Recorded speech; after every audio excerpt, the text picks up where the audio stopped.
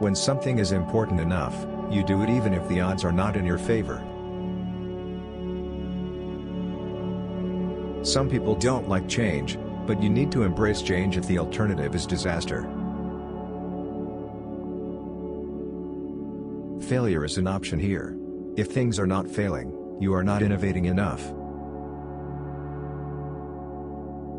The path to the CEO's office should not be through the CFO's office, and it should not be through the marketing department.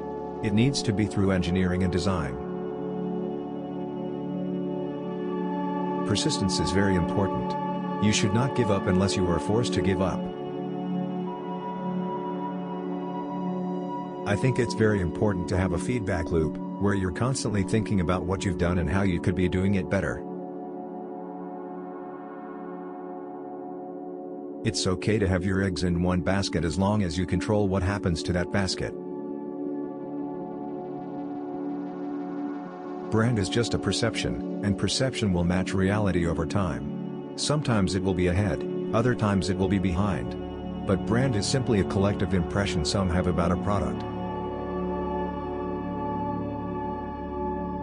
It is a mistake to hire huge numbers of people to get a complicated job done. Numbers will never compensate for talent, and getting the right answer will tend to slow down progress, and will make the task incredibly expensive. A company is a group organized to create a product or service, and it is only as good as its people and how excited they are about creating. I do want to recognize a ton of super talented people. I just happen to be the face of the companies. People work better when they know what the goal is and why. It is important that people look forward to coming to work in the morning and enjoy working. If you're co-founder or CEO, you have to do all kinds of tasks you might not want to do.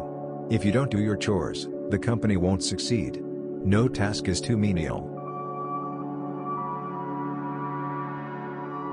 I say something, and then it usually happens.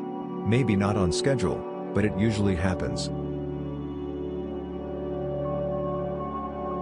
I do think there is a lot of potential if you have a compelling product and people are willing to pay a premium for that. I think that is what Apple has shown. You can buy a much cheaper cell phone or laptop, but Apple's product is so much better. I don't spend my time pontificating about high-concept things. I spend my time solving engineering and manufacturing problems. I always invest my own money in the companies that I create. I don't believe in the whole thing of just using other people's money. I don't think that's right. I'm not going to ask other people to invest in something if I'm not prepared to do so myself. My biggest mistake is probably weighing too much on someone's talent and not someone's personality. I think it matters whether someone has a good heart. I don't create companies for the sake of creating companies, but to get things done. Starting and growing a business is as much about the innovation, drive, and determination of the people behind it as the product they sell.